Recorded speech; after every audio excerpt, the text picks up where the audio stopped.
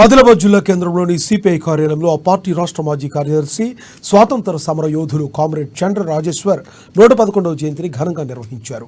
ఆయన చిత్రపటానికి పూలమాలలు వేసి శ్రద్ధాంజలి ఘటించారు. ఆయన అందించిన సేవలను, పోరాట స్ఫూర్తిని సిపిఐ జిల్లా కార్యదర్శి ముడుపు ప్రభాకర్ రెడ్డి కొనియాడారు. 6 జూన్ 1914లో కృష్ణా జిల్లాలో జన్మించిన రాజేశ్వర్ లండన్లో బారిస్టర్ చదివి తిరిగి స్వదేశానికి వచ్చారన్నారు. కమ్యూనిస్టు పోరాటంలో పాల్గొని 2000 ఎకరాల భూమిని పంచిపెట్టారన్నారు. ప్రజా ఉద్యమంలో, స్వాతంత్ర పోరాటంలో, తెలంగాణ సాయుధ పోరాటంలో పాల్గొని అనేక సార్లు జైలుకెళ్లారని గుర్తు చేశారు. సమాజ స్థాపన కోసం, సోషలిస్టు వ్యవస్థ కోసం ఎంతగానో పాటుపడ్డారన్నారు. దున్నేవాడికి భూమి కావాలని ఆంధ్ర మహాసభలో గళం వినిపించారన్నారు. అలాంటి మహానుభావులను స్మరించుకోవడం మన బాధ్యత అని గుర్తు చేశారు.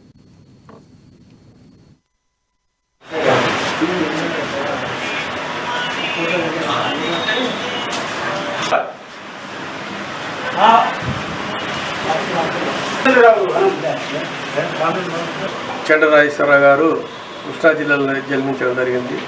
వారి ప్రస్థానంలో 1904 ఏప్రిల్ 9న మరణించడం జరిగింది. దాదాపు 80-90 ఏళ్ల పాటు సుదీర్ఘ చరిత్రలో ఆయన లండన్లో చదివి బారిస్టర్ చదివి ఒక పెద్ద భూస్వామ్య కుటుంబం, దాదాపు 2000 ఎకరాల పైగా భూస్వామ్య కుటుంబం నుండి వారు భూ పోరాటంలో ఈ దేశంలో దున్నేవాడికి భూమి కావాలనే ఉద్దేశంతో ఆనాడు భూమిని మొత్తం ఆయన మొదలు కృష్ణా జిల్లాలో మొత్తం భూమిని పంచిపెట్టి కమ్యూనిస్ట్ పార్టీ ఉద్యమాల్లో పాల్గొనడం జరిగింది. కాబట్టి చంద్రరాజేశ్వర గారు స్వతంత్ర పోరాటంలో మరి లాల్ బహదూర్ శాస్త్రి, రావినారాయణ రెడ్డి, బద్దా వెల్లారెడ్డి వీళ్ళందరూ కలిసి పనిచేయడం జరిగింది. అట్లే తెలంగాణ సాయుధ పోరాటంలో కూడా కీలక పాత్ర పోషించుకున్నారు.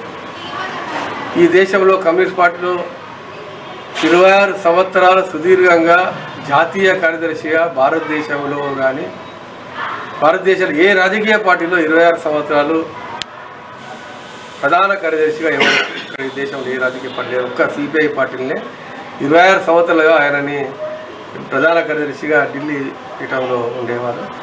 వారి చరిత్ర చాలా త్యాగం. ఎంత చదివినా ప్రజల